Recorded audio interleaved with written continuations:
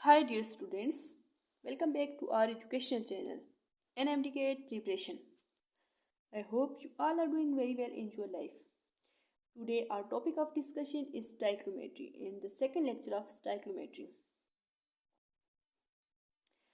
हमने आपको क्लियर करवाया था कि हम अपने लेक्चर्स के दौरान उन क्वेश्चंस को भी टच लेंगे जो NMDCAT और नाम्स में आने के चांसेस हैं।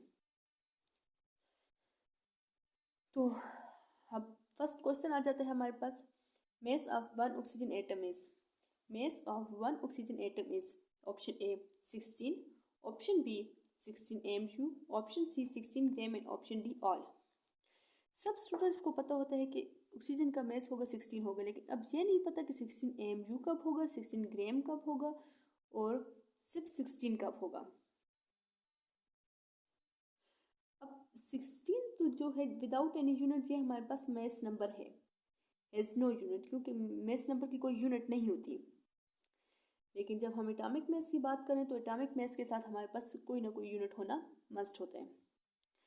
लेकिन उसने पूछा है कि mess of one oxygen atom is, तो यहाँ पे ये बात क्लियर होनी चाहिए कि उसने सिर्फ वन एटम की बात की है। तो जब हम वन एटम की बात कर रहे हों तो उसमें हमारे पास आ जाता है mass of one oxygen atom is 16 AMU, not 16 ग्राम। अब 16 AMU और 16 ग्राम का जो हमारे पास डिफरेंस है वो आपको हम क्लियर करवा देते हैं। लेट्स सपोज ये हमारे पास क्या है, ऑक्सीजन है, कोई भी बीकर है जिसके अंदर ऑक्सीजन के डिफरेंट मॉलिक्यूल्स पड़े हैं।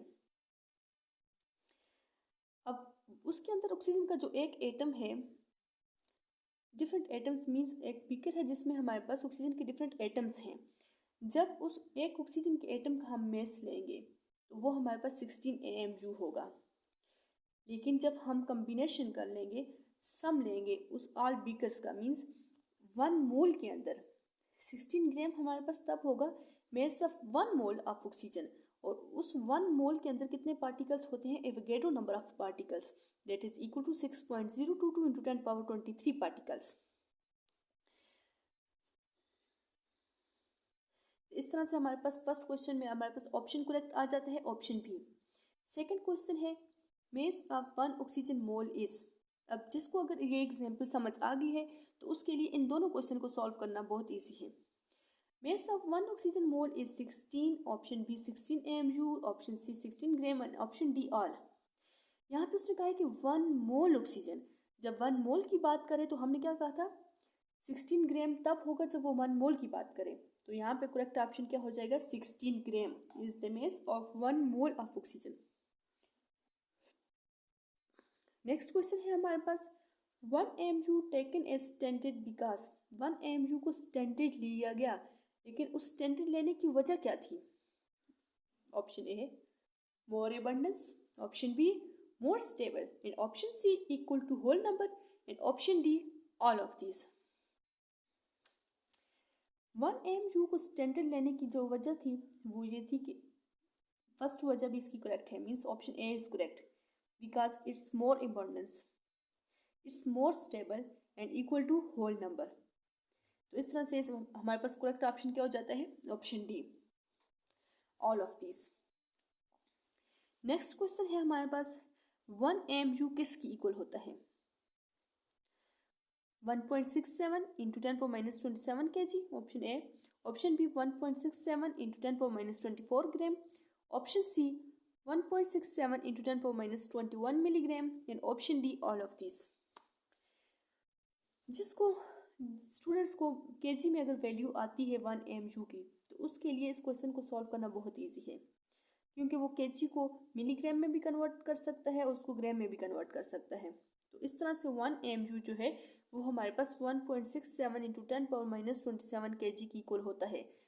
तो आप ये याद कर लें तो फिर बाकी कन्वर्जन आपके लिए ईजी हो जाएगा। और जब हम 1.67 इंटू 10⁻⁻27 kg को कन्वर्ट करते हैं ग्राम में, तो वो हमारे पास बन जाता है 1.67 इंटू 10⁻⁻24 ग्राम। और जब इसको हम मिलीग्राम में कन्वर्ट करें तो वो बन जाता है 1.67 इंटू 10⁻⁻21 मिलीग्राम।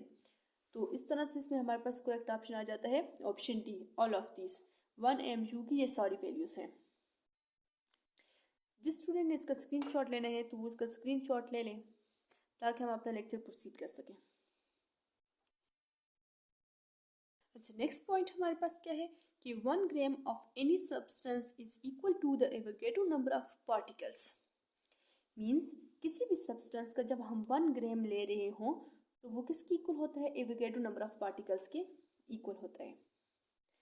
हमारे पास नेक्स्ट क्वेश्चन आ जाता है, in a element dash is same. Element में क्या चीज़ सेम होती है, एटॉमिक नंबर सेम होता है, option B size of atom, option C density of atom and option D all of this.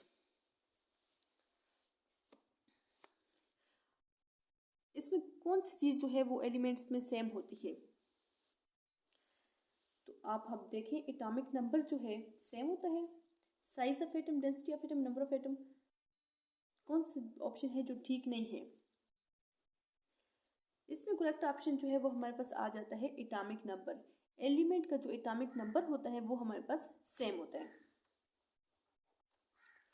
Next question है, stoichiometry is dash calculation, qualitative, quantitative, both are, option D में none. अब हमने क्या कहा था कि स्टाइकोमेट्री में हम क्या करते हैं, balance chemical, it is a quantitative relationship. तो इससे हमें क्या बात डिफिनेशन से क्लियर होगी, stoichiometry is the quantitative not qualitative. तो इस तरह से हमारे पास करेक्ट ऑप्शन आ जाता है ऑप्शन ए, क्वांटिटेटिव। अब नेक्स्ट क्वेश्चन है, all of the following are theoretical except, means सारे जो हैं वो थ्योरेटिकल हैं एक्सेप्ट, लेकिन आपको पता होना चाहिए अब थ्योरेटिकल क्या है। आपको थ्योरेटिकल का जब तक पता नहीं होगा तो आप इस क्वेश्चन को सॉल्व नहीं कर सकते।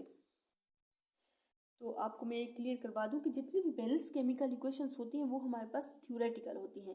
फिर हमने ये देखना है कि इनमें कौन सी बैलेंस केमिकल इक्वेशन है और कौन सी बैलेंस केमिकल इक्वेशन नहीं है।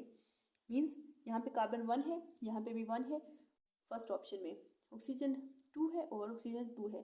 फर्स्ट इक्वेशन जो है वो बैलेंस केमिकल इक्वेशन और ये थ्योरेटिकल भी है। सेकेंड ऑप्शन बी में देखते हैं, N2 नाइट्रोजन के साथ 2 है और हाइड्रोजन कितने हैं 6। यहाँ पे हम नाइट्रोजन कितने हैं 2 और हाइड्रोजन 6। सेकेंड भी जो है तो वो हमारे पास क्या है, थ्योरेटिकल है, क्योंकि ये बैलेंस केमिकल इक्वेशन है और हमने बता दिया कि all balance chemical equations are theoretical. तो अगर हमारे पास फर्स्ट 2 ऑप्शन आ जाते हैं ठीक, तो फिर हमने थर्ड ऑप्शन को देखना ही नहीं है।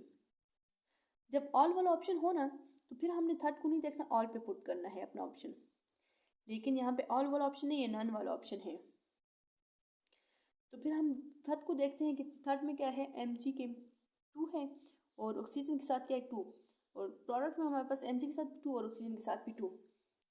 तो इसका मतलब ये हुआ कि ये तीनों ऑप्शन जो है इनमें बैलेंस केमिकल इक्वेशंस दी गई हैं और जितनी ये फिर सारी बैलेंस केमिकल इक्वेशन थ्योरेटिकल हैं। तो इसका मतलब ये हुआ कि फर्स्ट 3 ऑप्शन जो है वो थ्योरेटिकल हैं। तो ऑप्शन डी मीन्स इनमें से कोई भी वो नहीं है जो थ्योरेटिकल ना हो।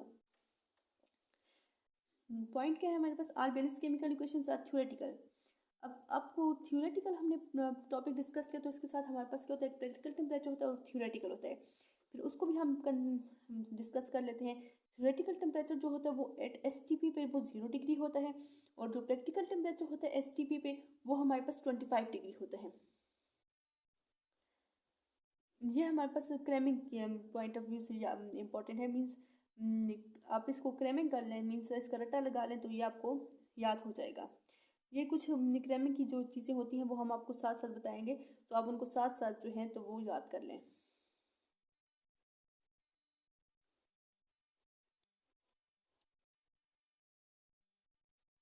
नेक्स्ट हमारे पास है, electron is dash in nature, particle in nature, wave in nature और बोथ।